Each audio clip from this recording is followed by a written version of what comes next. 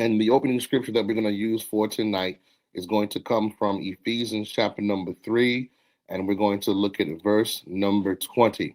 Verse number 20 in Ephesians chapter number 3 says, "Now unto him that is able to do exceeding abundantly above all that we're able to ask or think, according to the power that worketh in us."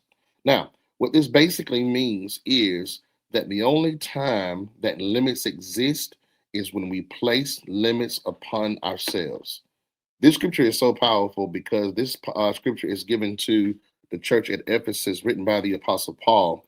And basically, what Paul is attempting to do in giving them this revelation is to remind the church at Ephesus that God's capacity is never limited to the prayers or our imagination. I want to say that again, that God's capacity is not limited to our prayers or our imagination.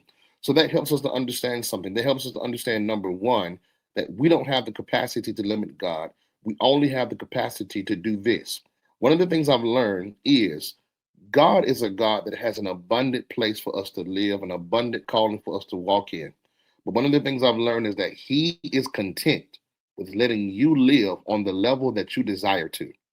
And so this scripture is a reminder that if you tap into the ability of God that has the ability to do exceedingly and abundantly above all that we're able to ask or think, then nothing that we can imagine, nothing that we can pray about can limit God.